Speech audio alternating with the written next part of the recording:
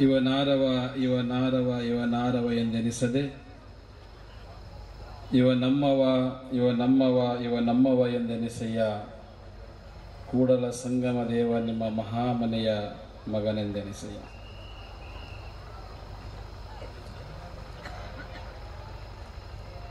सभी महापुरुषों को नमन करते हुए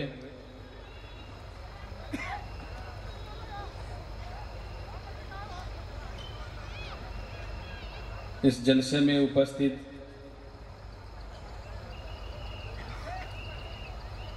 सभी धर्मगुरु और मंच पर उपस्थित आप सबको, इस जलसे में आए हुए सभी साथियों,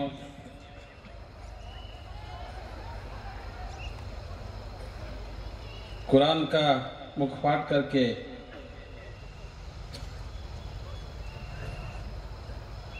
ग्यारह विद्यार्थियों ने जो साधना किया है, उन सभी विद्यार्थियों को आप सबको मेरा शरणु शरणार्थी। मुझे यहाँ निमंत्रित किया है, ये पहली बार नहीं है। इससे पहले भी मैं यहाँ आके इस प्रोग्राम में शामिल हुआ हूँ।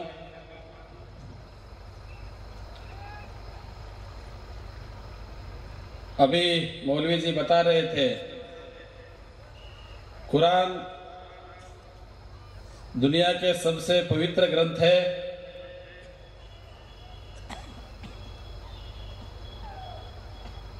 जीवन किस तरह हम लोगों को जीना चाहिए, जन्म से लेकर मृत्यु तक इंसान को किस तरह जिंदगी गुजरना चाहिए, ये सिखाने का यह कौन सा ग्रंथ है? ये आर्ट ऑफ लिविंग है, ऐसा उन्होंने बताया। जीवन का कला हम लोगों को ढूंढना है तो कुरान पढ़ो, कुरान का विचारधारा को अपनाओ। मैंने तो बहुत सारे महापुरुषों का जुबान से मैं सुना हूं, कुरान एक अनमोल रत्न है इस धरती का।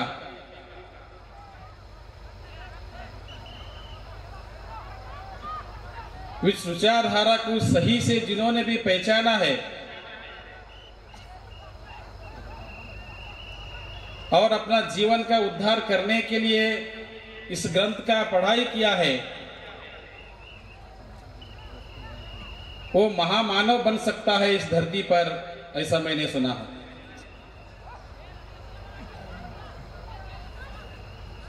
कुरान सिर्फ वह एक मुखपाठ करने का ग्रंथ नहीं है। कुरान अपना जिंदगी में, अपना जीवन में अमल में लाने का ग्रंथ है। आप लोग अमल में नहीं लाए तो फिर उसका कोई फायदा नहीं हो जाएगा। इसलिए मैं साथियों, आप सबको मैं कहता हूं, पूरा विश्व में बहुत सारे धर्म हैं। मानवतावादी जो भी धर्म है, वो सभी धर्म का ग्रंथ में मानवता को पुरस्कार करने का विचारधारा ही हम लोगों को दिया है। मैं महात्मा बसवण्णा का विचारधारा से आता हूं और महात्मा बसवण्णा का एक वचन है, यह कौन है, यह कौन है, यह कौन है, ऐसे मत कहलाओ। यह मेरा है, यह मेरा है, यह मेरा है, ऐसे कहलाओ। कूड़ल संगम देवा, हम सब आपके घर के पुत्र है, ऐसे कहलाओ।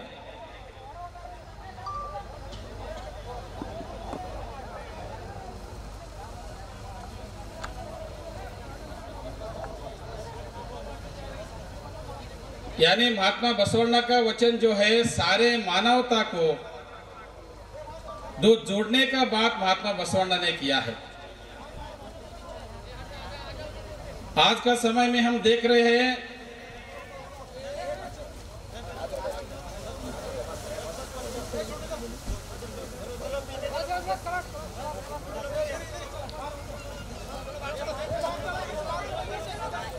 हजरात, मैं और आप बड़ी बेसब्री से जिस शख्सियत का इंतज़ार कर रहे थे, जिनके आने के लिए हम अपने दिल के बिछाए हुए थे, अपने दिल को जो है फरशराह किए हुए थे, जिनके बारे में शायर कहता है, ये कौन आया कि धीमी पड़ गई लो शमे महफिल की, पतंगों के एवज उड़ने लगी चिंगारियाँ दिल की। जिससे मेरी मुराद आज के मेहमान खुसूसी हमारे महफिल के लुब्बे लुबाब, आलूर को जीनत बख्शने वाले, आलूर की सरजमीन पर तारीख रकम करने वाले हुदा एजुकेशन ट्रस्ट अररिया बिहार के डायरेक्टर हज़रत मौलाना अब्दुल्ला सालिम साहब कासमी चतुर्वेदी तशरीफ़ ला चुके हैं। मैं हज़रत का इस्तकबाल करता हूँ। मैं बड़ा अदब व एहतराम के साथ अपनी जानिब से, तमाम उलमा व हुफ़्फ़ाज़ की जानिब से, आने वाले मेहमानों की जानिब से, बाशिंदगान आलूर की जानिब से हज़रत का दिल की गहराइयों से इस्तकबाल करता हूँ, पुरतफाक खैर मकदम करता हूँ। और ये आखिर में ये शेर नज़र करना चाहता हूँ हज़रत के, हर गली अच्छी लगी, हर एक घर अच्छा लगा, वो जो आया शहर में तो शहर भर अच्छा लगा।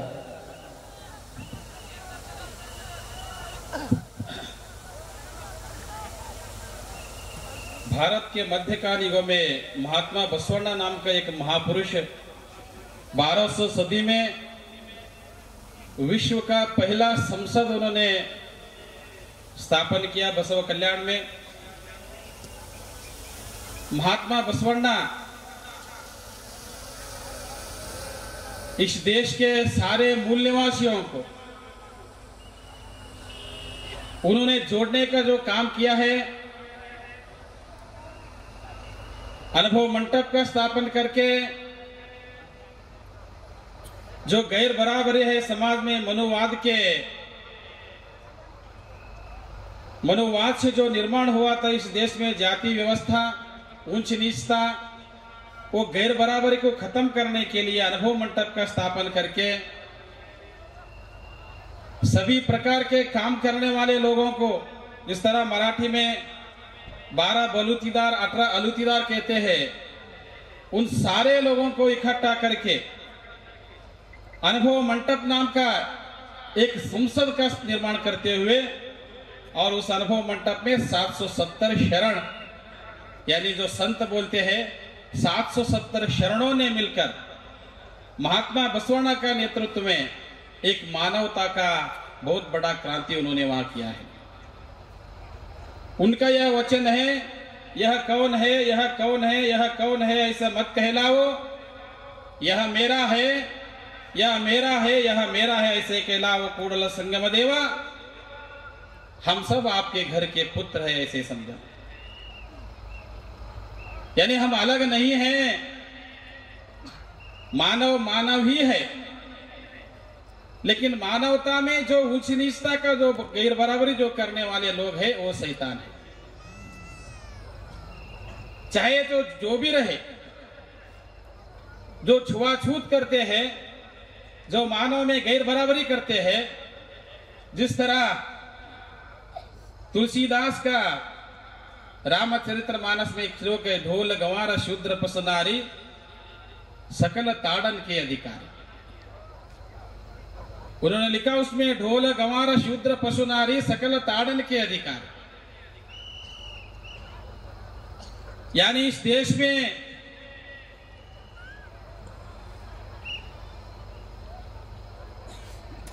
जो 6000 जातियों में यहाँ के मूल निवासियों को जो टुकड़ा किया है, उनके लिए वो लिखते हैं, ढोल गंवार शूद्र पशुनारी सब है ताड़न के अधिकारी। ढोल को बजाना चाहिए, आवाज आता है, गंवार को भी मारना चाहिए, और शूद्र को भी मारना चाहिए।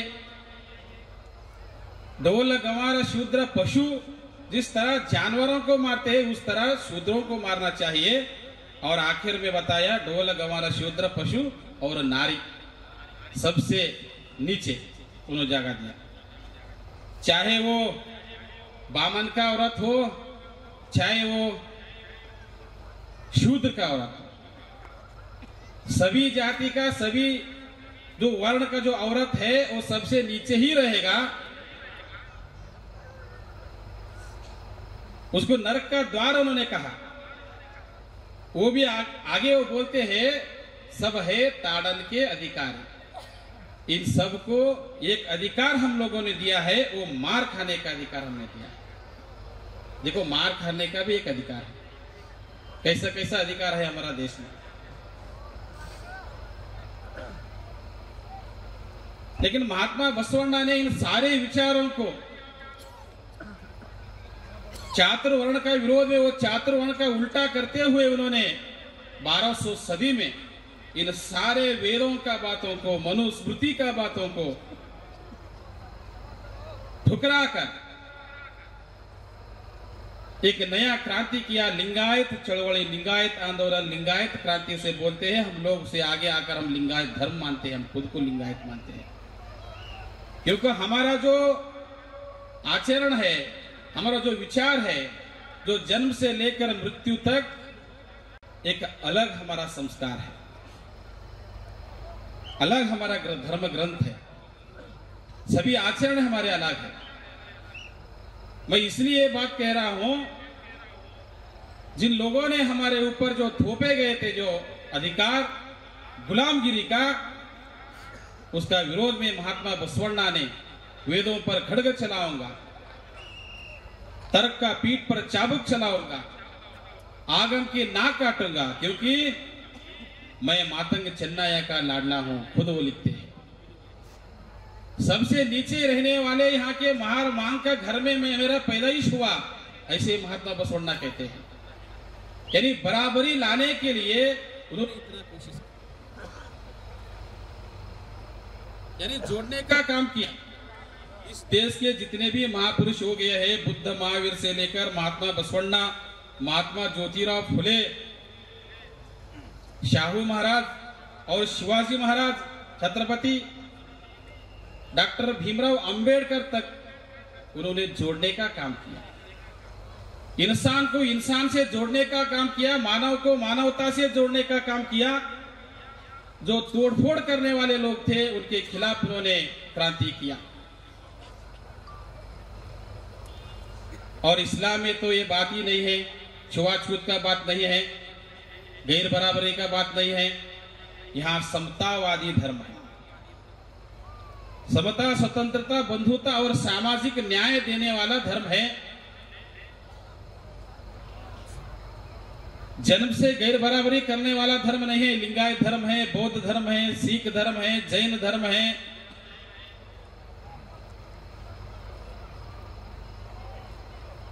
जन्म से आधार पर गैर बराबरी करने वाला, भेदभाव करने वाला यह धर्म नहीं है। इसलिए मैं ये कहना चाहता हूं, जो बराबरी को मानने वाले जितने भी इस देश के धर्म है लोग हैं, इस विचारधारा को रखने वाले जो लोग हैं, संत नामदेव, संत तुकाराम महाराज का जो वारकरी आंदोलन है, वो आंदोलन भी समता का आंदोलन थे। ये जो मानने वाले लोग हैं, हम सबको इकट्ठा होना चाहिए, इस देश को बचाना चाहिए। इस देश को बचाना चाहिए जो भेदभाव करने वाले लोगों से। धर्म के नाम पर, जाति के नाम पर, मंदिर और मस्जिद के नाम पर राजनीतिक लोगों ने धर्म का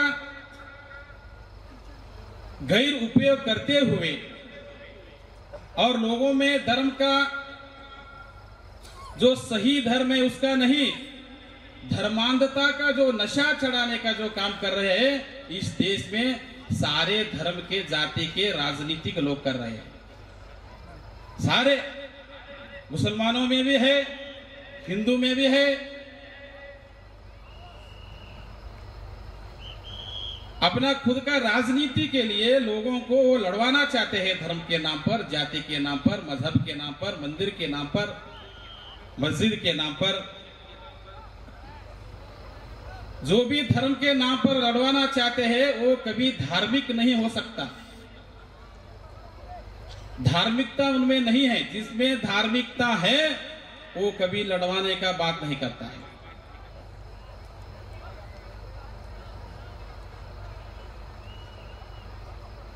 हम लोग क्या कर रहे हैं, धर्म में कुछ लोग राजनीति करने वाले हैं और राजनीति में धर्म का दुरुपयोग करने वाला सबसे ज्यादा है। इन दोनों लोगों से इस देश का खतरा है और किसी से खतरा नहीं है। धर्म के नाम पर राजनीति करने वाला किसी भी पार्टी का हो, केवल देश का ही खतरा नहीं है, मानवता का खतरा है उसमें। इसलिए मैं सभी धर्म गुरुओं से ये गुजारिश करता हूं, आप लोग इस पर विचार करना चाहिए। विचार करते हुए आपकी तरह जो विचार रखने वाले जो अलग अलग धर्म में धर्म गुरु लोग हैं उनके साथ सहयोग करते हुए हम सब एकजुट होके इस समाज को, इस भारतवासियों को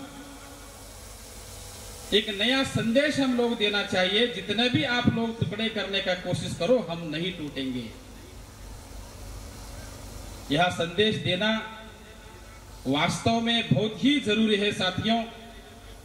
मैंने एक छोटा सा एक उदाहरण सुना था। एक झाड़ को एक गधे को बांधा है और एक आदमी जाकर उस गधे का पैर पकड़ रहा है और गधा इतना लात मार रहा है उस आदमी को, बहुत लात मार।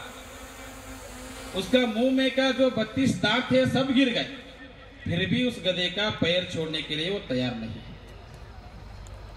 गधे का पैर छोड़ने के लिए तैयार नहीं। एक भला आदमी आके पूछा, इतना तुम्हें लात मारा और पूरा दांत गिर गए, फिर भी तुम पैर क्यों नहीं छोड़ रहे हो? वो आदमी क्या कह रहे हैं, देखो मेरे पास भी कितना शक्ति है। वो इतना लात मारे, दांत भी गिर गया, फिर भी मैं नहीं छोड़ रहा हूं। कितना हिम्मत है मुझ में, बोल रहे। ये हमारा हालत है, ये मुसलमानों का भी हालत है और नान मुसलमानों का भी हालत है। जो राजनीति गधे हैं हमें लात मार रहे हैं। कुछ धर्म में भी गधे हैं, वो भी लात मार रहे हैं, फिर भी हम उसका पैर नहीं छोड़ रहे हैं। जब तक तुम लोग गधों का पैर नहीं छोड़ते हो तब तक दांत गिरवाते रहना पड़ता है। इसलिए साथियों, हम लोगों को जागना चाहिए। अभी मौलवी जी ने बात करते हुए उन्होंने बताया, मदरसा में देशद्रोह का पाठ पढ़ाते हैं, दहशतगर्द करने का ट्रेनिंग देते हैं, ऐसा प्रचार करते हैं। मेरा खुद का अनुभव मैं बताता हूं, शायद बहुत सारे लोगों को पता नहीं है। मैं सबसे ज्यादा मदरसा और मस्जिद में गया हूं और बहुत सारे मदरसा में मैं मुक्काम किया हूं। बहुत नजदीकी से वहां क्या चलता है मैं खुद देखा हूं। और जो बाहर प्रचार करते हैं वो पूरा उल्टा प्रचार करते हैं। जो प्रचार कर रहे हैं वैसा वहां कुछ भी नहीं है, मैं खुद में देखा हूं सब। लेकिन वो प्रचार क्यों कर रहे हैं लोग, और वो प्रचार को रोकने के लिए तुम लोग क्या कर रहे हो? क्या है आपके पास उपाय?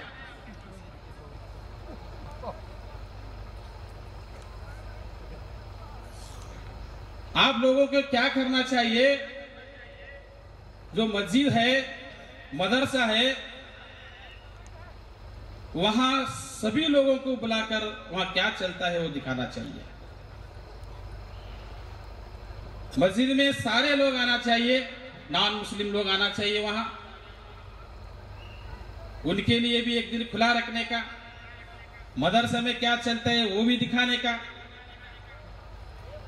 और जो धर्म के प्रचार करने वाले लोग हैं, मुसलमानों से ज्यादा नॉन मुसलमानों में जाकर कुरान का मानवतावादी विचारधारा को बताना, ये प्रयास करना जरूरी है। और सभी लोग गलत नहीं है। सभी धर्म में बहुत सारे लोग अच्छा भी है, बहुत सारे लोग गलत भी है। जितने अच्छे लोग हैं अलग अलग धर्म में, अलग अलग मजहब में, उनके साथ सहयोग करते हुए सब लोग मिलकर इस जो गलत फहमी जो प्रचार कर रहे हैं, गलत प्रचार कर रहे हैं, उसका विरोध में हम सब लोगों को मिलकर काम करना चाहिए। एक पादरी हमारे साथ आना चाहिए, एक मौलवी हमारा साथ आना चाहिए, एक बौद्ध भिक्खु हमारा साथ आना चाहिए, एक स्वामी जी भी हमारा साथ आना चाहिए। ये सारे लोग हम रोड पर हाथ से हाथ पकड़ कर गए तो एक अलग ही मैसेज जाता है। लेकिन हम वैसा नहीं कर रहे, हम अलग अलग भाषण कर रहे, वैसा नहीं होना चाहिए। इस देश को बचाना है। इन राजनीतिक लोगों का जो गलत जो विचार बताने का जो कोशिश कर रहे हैं, उसके खिलाफ हम लोगों में जागृति लाना चाहिए। और जो भी युवा है, सबसे ज्यादा युवाओं का इस्तेमाल हो रहा है, धर्म में भी हो रहा है, राजनीति में भी हो रहा है। सबसे ज्यादा राजनीति में ज्यादा से ज्यादा जो गुलामगिरी करते हैं वो युवा करते हैं। वो सोचते नहीं है, खुद का दिमाग से नहीं सोचते हैं, जो भी कुछ खर्चा करेगा उनका वो सोचते हैं। हमारा शरीर है, लेकिन हमारा शरीर के ऊपर हमारा सर नहीं है, दूसरों का सर रख के हम चल रहे हैं, खुद का सर नहीं है।